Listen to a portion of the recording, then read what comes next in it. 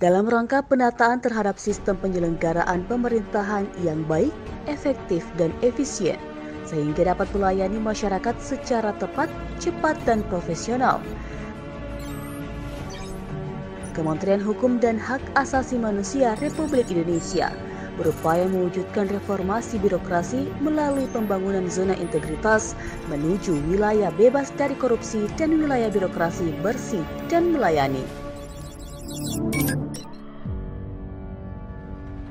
Untuk itu, Kantor Wilayah Kementerian Hukum dan Hak Asasi Manusia Sulawesi Selatan telah membentuk tim kerja pembangunan zona integritas menuju wilayah bebas dari korupsi dan wilayah birokrasi bersih dan melayani yang tahun ini memasuki tahun kedua.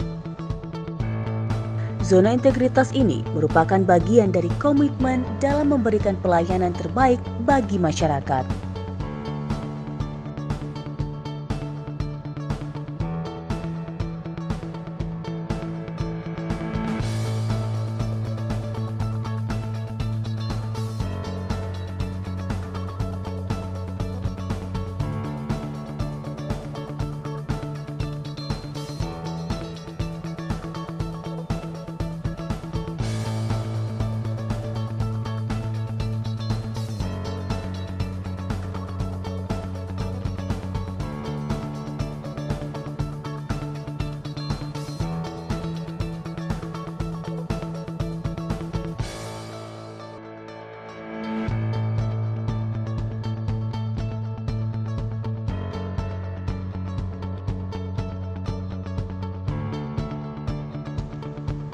Pembangunan zona integritas satuan kerja menuju WBK WPBM di lingkungan Kementerian Hukum dan HAM berdasarkan Permenpan RB nomor 10 tahun 2019 meliputi 1.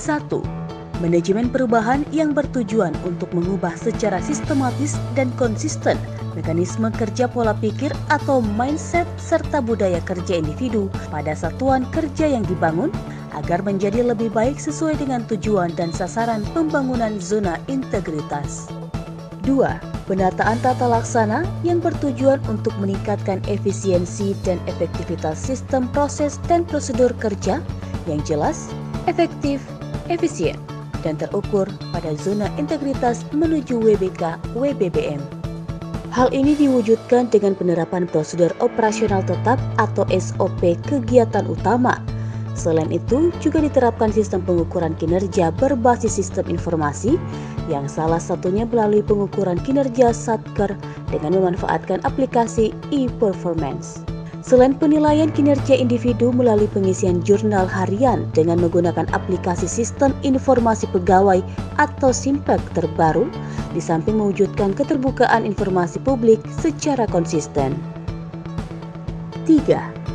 Penataan sistem manajemen SDM di lingkungan Kementerian Hukum dan HAM yang bertujuan untuk meningkatkan profesionalisme SDM Kementerian Hukum dan HAM pada zona integritas menuju WBK WBBM. Penataan ini meliputi perencanaan kebutuhan pegawai sesuai dengan kebutuhan organisasi, penetapan pola mutasi internal, pengembangan pegawai berbasis kompetensi, penetapan kinerja individu melalui sasaran kinerja pegawai pada awal tahun berbasis aplikasi SIMPEK terbaru, penegakan aturan disiplin kode etik atau kode perilaku pegawai, serta penerapan sistem informasi kepegawaian di mana sistem informasi kepegawaian pada unit kerja telah dimutakhirkan secara berkala. 4. Penguatan akuntabilitas kinerja yang bertujuan untuk meningkatkan kapasitas dan akuntabilitas kinerja Kementerian Hukum dan HAM. Poin ini meliputi keterlibatan pimpinan, pengelolaan akuntabilitas kinerja berbasis aplikasi e-Tarja. 5. Penguatan pengawasan yang bertujuan untuk meningkatkan penyelenggaraan organisasi Kementerian Hukum dan HAM yang bersih dan bebas KKN. Penguatan pengawasan meliputi pengendalian gratifikasi melalui berbagai sosialisasi di lokasi pelayanan. Penerapan STIP yang dikawal oleh tim SPIP yang telah dibentuk, menyediakan petugas loket atau kotak khusus untuk menampung pengaduan masyarakat. melaksanakan whistleblowing system pada seluruh pegawai, penanganan benturan kepentingan, serta penyampaian laporan harta kekayaan pegawai. 6. Peningkatan kualitas pelayanan publik yang merupakan suatu upaya untuk meningkatkan kualitas dan inovasi pelayanan publik sesuai kebutuhan dan harapan masyarakat. Peningkatan kualitas ini diwujudkan melalui penerapan standar pelayanan yang sesuai dengan Peraturan Menteri PAN-RB Nomor 15 Tahun 2014 serta menerapkan budaya pelayanan prima dan penilaian kepuasan terhadap pelayanan melalui survei kepuasan masyarakat terhadap pelayanan secara berkala atau setiap 6 bulan.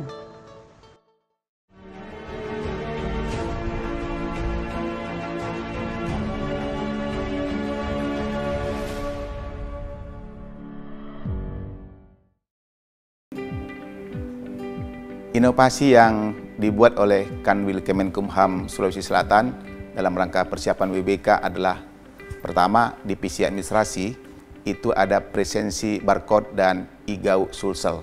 IGAU ini berisi agenda tiap hari yang diketahui oleh UPT dan kantor wilayah. Kemudian yang kedua, divisi Yankum ada namanya aplikasi Duyankum, pengaduan dan pelayanan hukum. Biasanya ini berisi pengaduan Yankomas, yang terbanyak adalah masalah sengketa tanah dan perilaku notaris. Kemudian ada KI Masuk Desa, ada juga laporan notaris secara online. Di divisi imigrasi ada namanya tagar asing atau data warga negara asing yang diupdate setiap saat kapan dia keluar masuk Indonesia. Dan terakhir adalah divisi pemasyarakatan. Inovasinya adalah sidang TPP secara online dan verifikasi berkas untuk usulan bebas bersyarat, cuti menjelang bebas, cuti bersyarat, dan remisi online yang dari 2 hari di bypass menjadi 1 hari.